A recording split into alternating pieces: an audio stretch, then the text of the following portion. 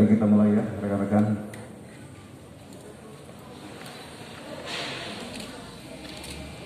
Assalamualaikum warahmatullahi wabarakatuh. Selamat sore, salam sejahtera kita semua.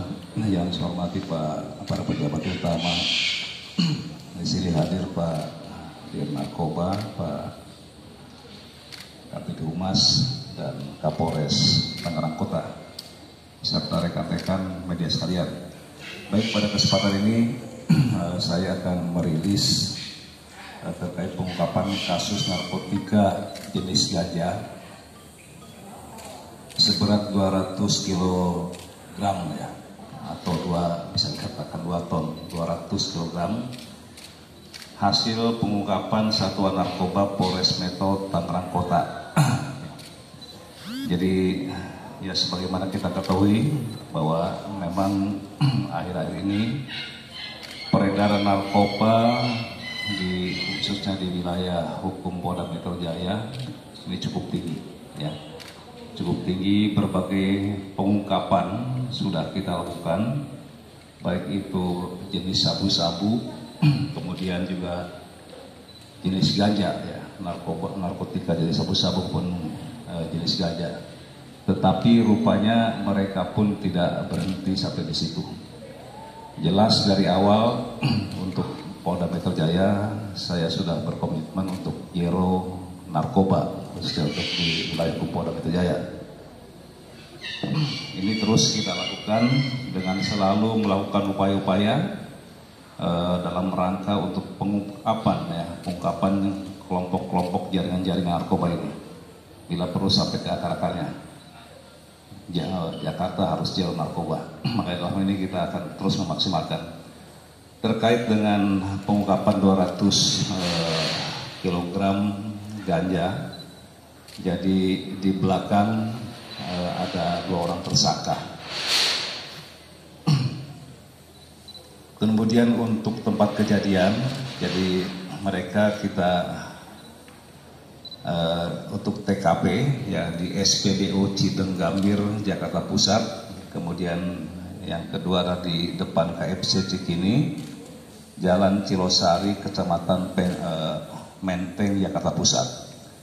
Jadi kenapa kok yang mengungkap narkoba dari Tangerang Kota, tetapi TKP di sana. Jadi ini adalah hasil pengembangan ya. Jadi sekitar akhir bulan Juli kemarin, akhir bulan Juli 2020, Satres Narkoba Tangerang Kota ini mengungkap 14,5 kg ya, mengungkap 14 kg ganja. Kemudian dilakukan pengembangan kurang lebih 1 bulan dan akhirnya mendapatkan informasi ya dari jaringan bahwa pada bulan Agustus ya, itu akan ada pengiriman barang dari Aceh ke Jakarta ya.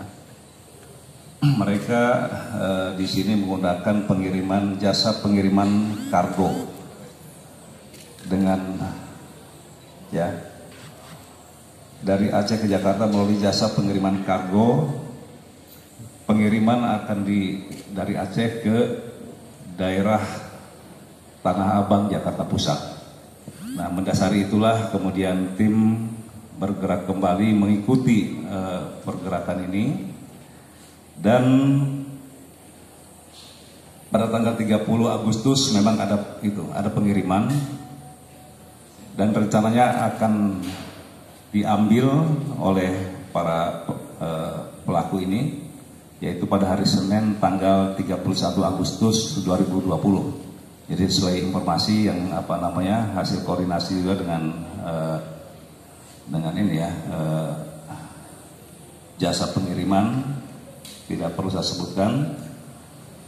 Dan selanjutnya pada tanggal 31 Agustus dari jam 9.50 tersangka ini memesan jasa pengiriman online yang selama ini dikenal dengan Gobok ya, Gobok, untuk mengambil paket tersebut di kargo di daerah Tanah Abang. Nah dari situlah kemudian tim yang sudah dibentuk ini kemudian mengikuti, dan pukul 11 di TKP tadi di SPBU Cideng Gambir, Jakarta Pusat ini dilakukan penggeledahan terhadap mobil gobok tersebut dan ditemukan ada 6 karung ya. Jadi ini biasanya kan kadang-kadang mereka ya untuk motif ya itu lain. Untuk modusnya itu dengan berbagai cara. Ada yang dimasukkan beberapa waktu yang lalu yang kita sampaikan itu melalui mebeler ya. Ini terlalu ya apa adanya ya. Mereka hanya menggunakan karung 6 dus ini. Kemudian dari 6 karung itu setelah dibuka jadi ada sekitar 200 kg ganja seperti yang di depan saya ini. Itu 200 kg ganja. Nah kemudian dari situ, kemudian dari keterangan driver dan juga kita kemudian melakukan penyelidikan lanjutan, yaitu dengan cara teknis kontrol delivery, dan berhasil ditangkap 2 tersangka di depan yang inisial DP dan NB di wilayah ataupun di daerah Cikini, Jakarta Pusat.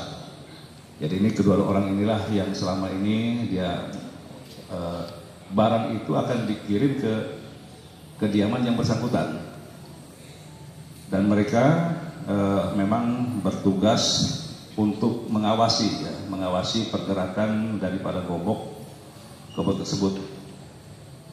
Dan setelah diminta keterangan bahwa yang bersangkutan memang ada yang bisa dikatakan mengendalikan kedua orang ini, yang sampai saat ini ya memang sedang dalam pengejaran.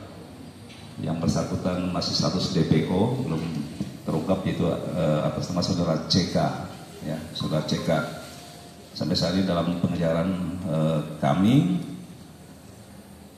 Dan sampai saat ini memang kita sudah mengetahui bahwa yang bersangkutan masih di proses tersebut kan ya. Kemudian tadi untuk pasal yang dipersangkakan kepada yang bersangkutan adalah pasal